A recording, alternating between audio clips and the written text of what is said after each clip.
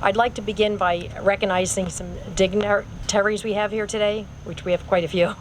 We have Council President Mary Sohor, Council Vice President Anita Greenberg-Belli, Councilman Eric DePalma, Councilman Kevin Garcia, Councilwoman Jill DeCaro, Councilman Tony Biscotti, Councilman Karen Desai, Assemblyman Rob Clifton, former Senator Sam Thompson, Senator Owen Henry, Superintendent of Schools David Cittadino, Board of Ed President Matt Sulikowski, Board of Education members Elena Francesco, Christine Mazzone, Jennifer D'Antuno, Marjorie Jordery. And if I missed anybody, I'm sorry. Also the Knights of Columbus, the VFW 7508, Cheesequake Fire Company, South Old Bridge Fire Company, Madison Park Fire Company, and former Mayor Barbara Cannon, former Mayor Russ Azzarello, and from Old Bridge Police Department, Captain Blahoda and Captain McCauley. Thank you. We'll begin the program by the gathering from the Friendly Sons of Shillelagh, Pipes and Drums, Bart McDade.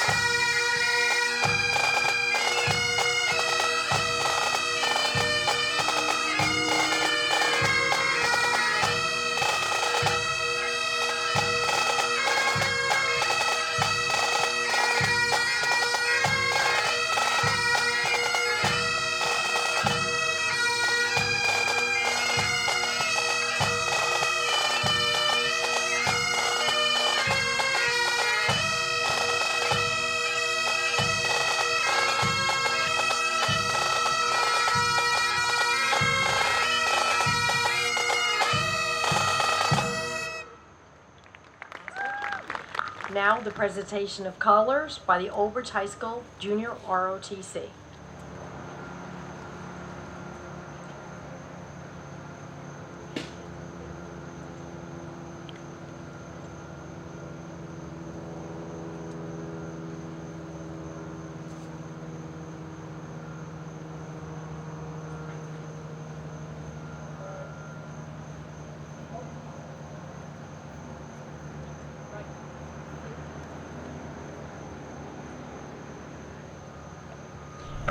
I'd like to call forward Commander Dominic Torrey from Cheesequake Memorial Post 6761 to lead us in the Pledge of Allegiance.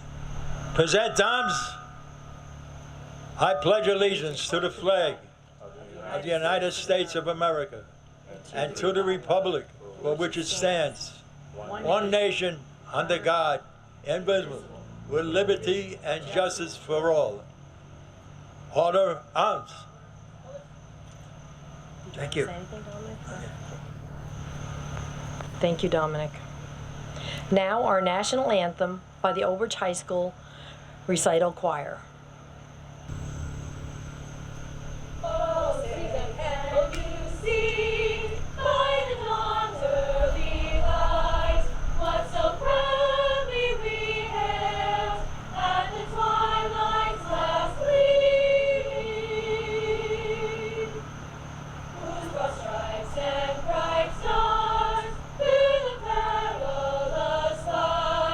For the ramparts we watch,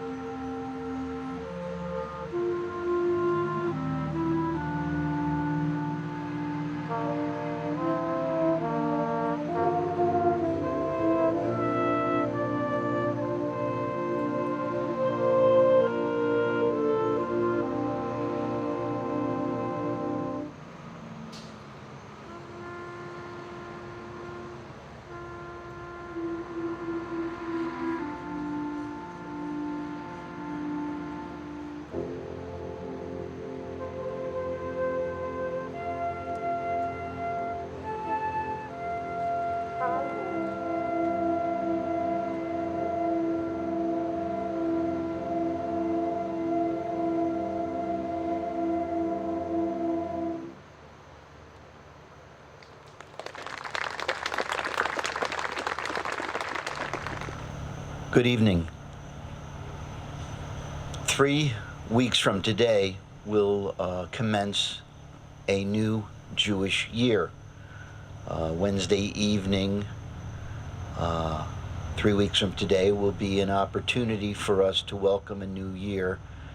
And in the Jewish religion, in our Jewish tradition, a new year brings with it great promise and hope, but also an opportunity for reflection, and perhaps most importantly, for remembrance. And so now we pray as we remember. Eloheinu ve'Elohei Avotenu, O God and God of our ancestors, we remember the God of remembrance. We remember when the towers fell, when lives were lost. We remember the dust, the despair, and the grief. We remember that sense of vulnerability, that sense of shock. We remember the numbness that overwhelmed us as we watched the events unfold, waiting for an explanation, for an understanding that never came. We also remember God of hope. We remember those who are heroes, those who rush to help, to guide, the wounded down innumerable flights of stairs, who rose to overwhelm those who held death in their hands.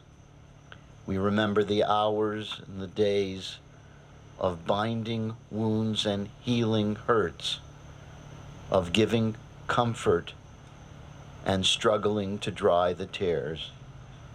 We remember words of support and compassion.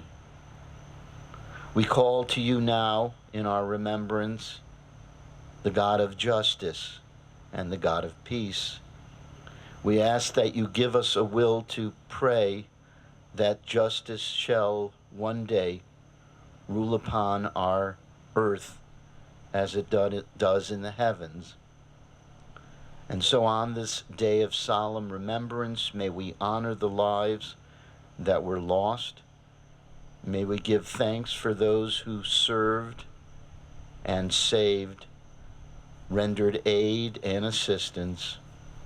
May we give comfort to those who live with loss. May we seek justice and peace where it is within our ability. And may we rely upon you, O Lord, when the ability escapes us.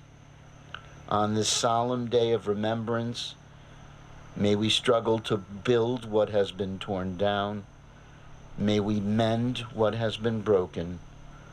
May we always remember your love, even when hate seems to reign. And may we always bear witness to the cause of peace. Shalom. And to that we say, Amen. Thank you. I just want to say I forgot to mention Councilman Darren Asatuli's here, and our business administrator, Ann Hedefels. I forgot to mention her, sorry.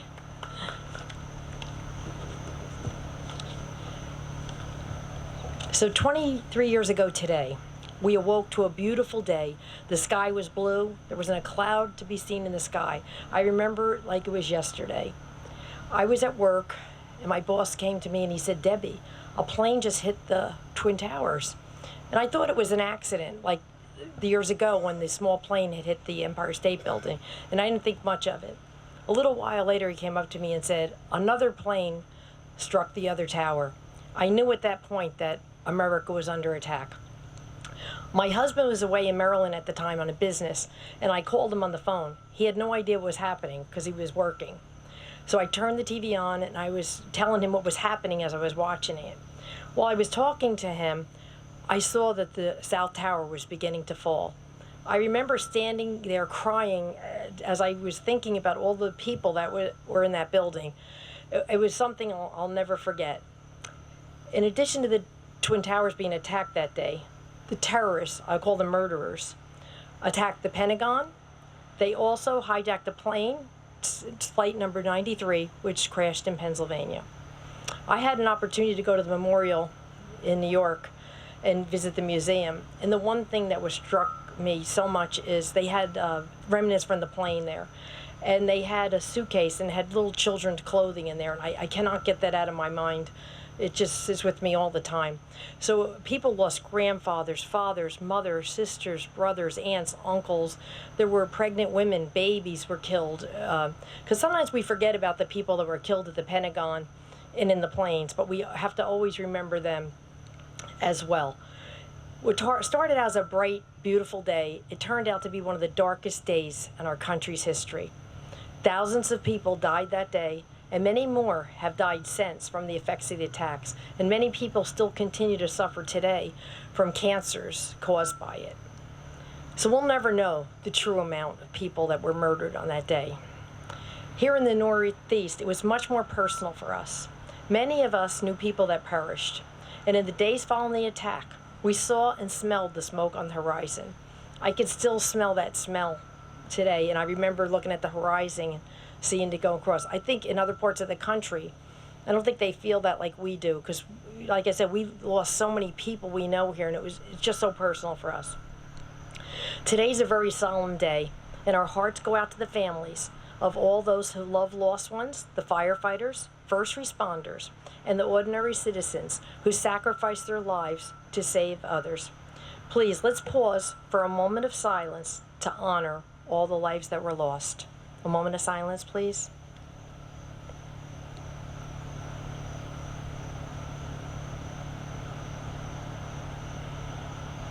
Thank you. Now, today, I thought it would be appropriate, instead of having somebody to speak who didn't really know about it, I have asked one of the survivors' widows to come up and speak from her perspective of what happened. And I think she's going to speak on behalf of the other victims' families as well. Please give a round of applause to Joanne Howard. She lost her husband, Joe, Old Bridge resident, on that day. Welcome, Mayor Walker, Old Bridge Township members, other dignitaries who are here and invited, Old Bridge Township residents, and all those who took time out of their day today to show up and never forget this horrific day. My name is Joanne Howard, and I have been a proud Old Bridge resident for 42 years. I moved here with my husband, Joe, and our 2 children from Brooklyn in 1982. We love the community Old Bridge offered, the close proximity to New York City, and the overall friendly nature of the people who came across while choosing where to move our family. We felt confident Old Bridge would be a great place to raise our 2 children, Joseph and Janice, who were 7 and 3 respectively at the time. Joe and I shared many amazing memories together in Old Bridge while raising our children. Our son playing Old Bridge Little League, our daughter with Brownies, and cheering for the Sayerwood South Rebels. As our children grew and their interests changed, we still felt Old Bridge was our home and had no thought of moving elsewhere. In fact, many a night Joe would sit on the couch watching the Township Council meeting, screaming and yelling at the TV because he felt so strongly about what was going on. I would always say, well, get involved, get involved. No one's going to listen to me. So he would just continue to scream and yell from the sidelines. Time went on, and Joe and I started to settle into our empty nest, dreaming of vacations or things we would do to the house. We both talked about how our grandchildren would swim in our pool and a new generation would be filling our house. Unfortunately, those dreams and conversations never came to fruition. Joe's last big party or memory in our house was our daughter Janice's graduation party as she graduated college in May of 2001. During the party, no one there could have foreseen in just a few short months the world as we know would change and our family would be changed forever. I am sure as we sit here, everyone can remember exactly where they were when they heard the news of the plane hitting the North Tower. I remember, but I was more worried about my neighbor since Joe didn't work there, but I completely forgot he had a meeting that day.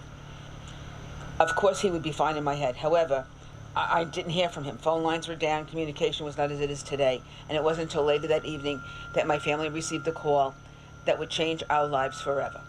During that week, many friends, family, and neighbors stepped in and up to help support my family through an extremely tough situation. No one knew how to navigate this situation. My children and I are always grateful for all those people who took the time to show up and support us. I hadn't really thought of the decision we made to move to Old Bridge in 20-some-odd years, but Old Bridge residents stepped up for me and my family. No one can ever really prepare you for those life-changing moments. Every day was an adjustment. Coming home to only the dog, making dinner for one, the silence of no one to talk to after I came home, no yelling at the TV during the council meetings. These are tiny events that I miss and felt the strongest. However, you work through those. Then the big events hit. Our daughter's wedding, where Joe did not get to walk her down the aisle, becoming a grandparent for the first time, and not sharing that experience with him. Our son getting married, and he never got to meet his future daughter-in-law. First baseball or soccer games for our grandsons, and our granddaughter's dance recitals. Each event is significant in its own right. Once again, time moves on and our grandchildren grow.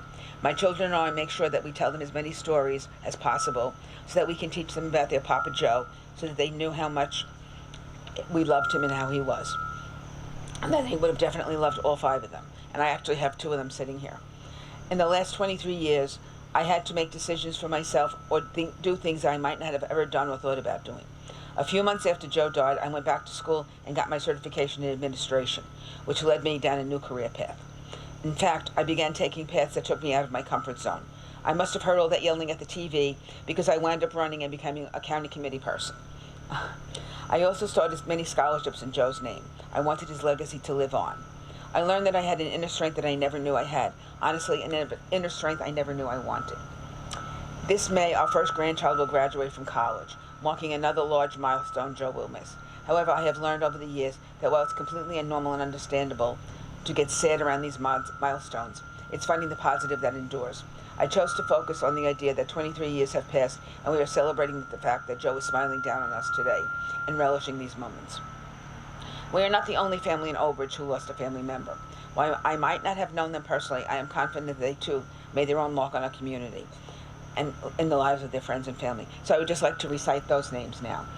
The other Old Bridge residents are James P. Berger, Kristen Bornaby, Mark F. Broderick, Stephen P. Chucknick, Charles G. Costello Jr., Michael Davidson, Joseph Farley, Gary J. Frank, Joseph Howard, Jose J. Marrero, William E. C. Micholi, Robert Miller, Bernard Petronco, Elvin Romero, and Mark Schuler. As we remember all our Old Bridge Township residents, we must remember that even if you didn't lose a friend or a family member, your idea of the world has changed. My grandchildren are always fascinated that pre-9/11, we didn't take off our shoes, our coats, our jackets, or anything during a security check while traveling. We are now hyper-vigilant of our surroundings and sometimes people around us. Rather than being the polite neighbor, we are often the skeptical observer. We also cannot forget all those people who are suffering from the repercussions of 9/11, whether it be first responders or just plain ordinary people who work down in the Wall Street area. Many of them are suffering from cancer, and each day many more are being diagnosed with a life-threatening cancer. September 11, 2001 is a day that changed me, my family, our community, and America forever. We can never forget, so we honor Joe and our fellow Old Bridge residents and all those who have died and are still struggling with the lingering effects of the day. I guess it's the teacher in me that thinks it continues to be our job, our responsibility, to support those who struggle and always teach what it means to never forget. Thank you so much.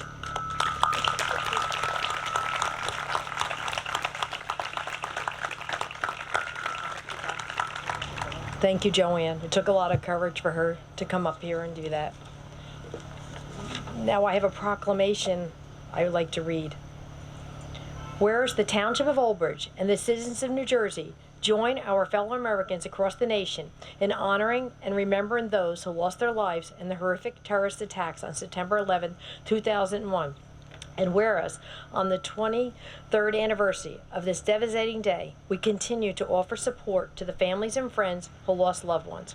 We also pay tribute to the police officers, firefighters, and first responders who courageously risked their lives to rescue those in need, as well as the ordinary citizens and volunteers who selflessly gave their lives to aid their friends and co-workers during our nation's most dire moments.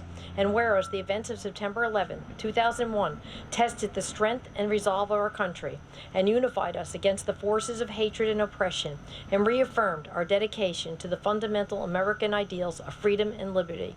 And whereas the United States is unified in our purpose to prevent further tragedies like those experienced on this day, and the right to honor the men and women of our armed forces who have fought tirelessly to keep us safe from further attacks on U.S. soil. And whereas, as New Jersey residents gather at memorial ceremonies across the state, we are once again demonstrating him the strength, resiliency, and compassion that define us as Americans.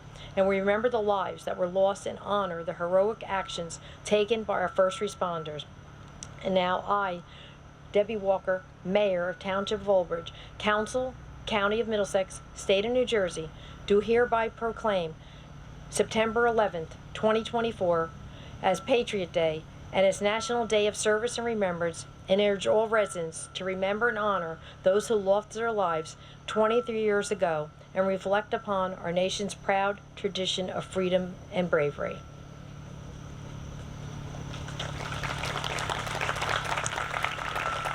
Now, we would like to call forward to remember our loved ones, Council President Mary Sohor, Council Vice President Anita Greenberg Belli, and we'll ask that as your loved one's name is called, if you would please come forward and we'll have a place of flower on the monument.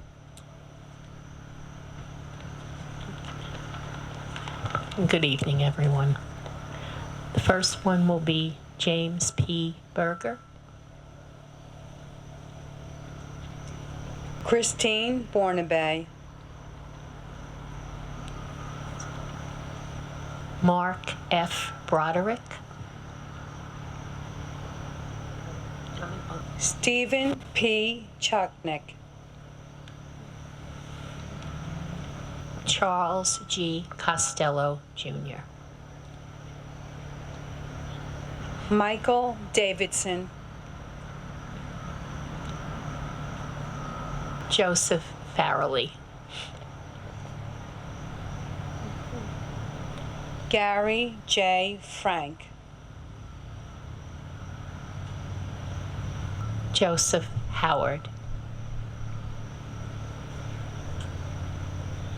Jose J. Marrero. William E. McCulley.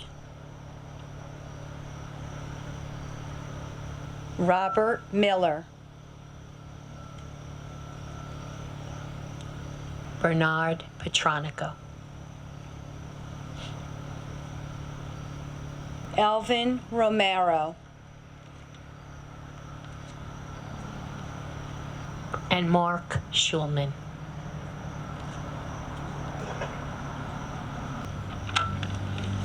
Thank you.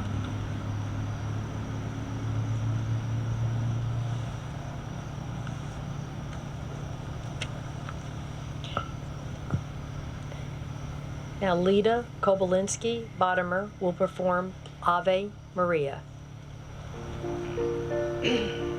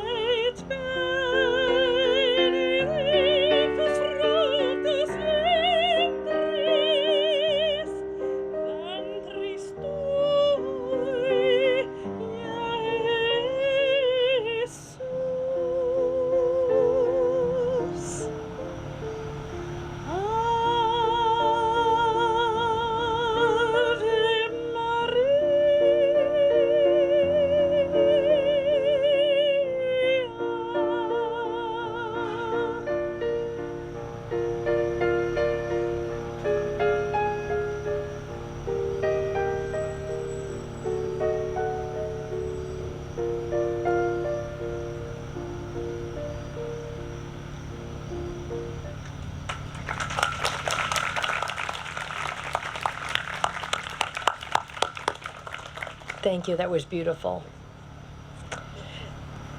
Now we'll have the town council members please come forward for the wreath laying.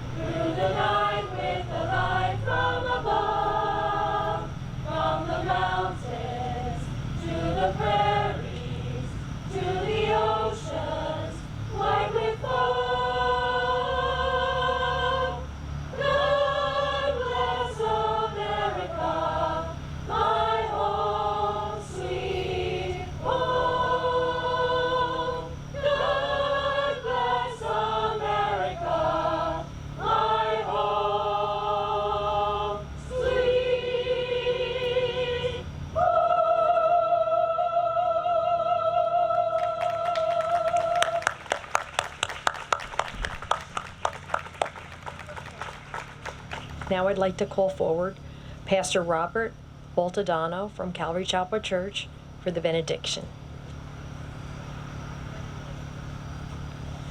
Thank you, Mayor Walker. I just want to say to the families, I'm sorry for your loss, and you are in our prayers, and you have my deepest sympathy. I want to just read a Bible verse in the Old Testament as a blessing to you during this difficult time. Numbers chapter 6, verses 24 and 26. The Lord bless you and keep you. The Lord make his face shine upon you, to be gracious to you. The Lord turn his face towards you and to give you peace. Amen.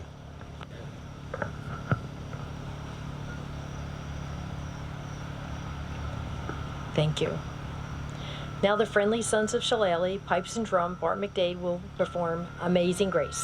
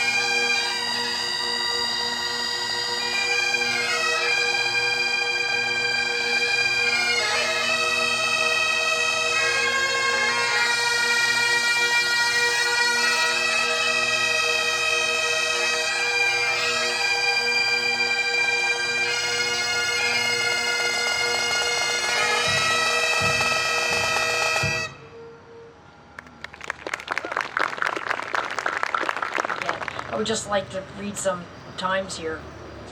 8:46 a.m., the North Tower was struck. 9:03 a.m., the South Tower was struck. 9:37 a.m., the Pentagon was struck. 9:59 a.m., the South Tower collapsed. 10:07, Flight 93 crashed in Pennsylvania. 10:28, the North Tower collapsed. In less than 2 hours, thousands and thousands of people lost their lives. And we have to continue to never forget. So it's very important that we tell our children and our grandchildren about what happened 23 years ago so we never forget. I don't want it ever to be forgotten. And I just want to thank everyone once again for coming, and God bless America. Thank you.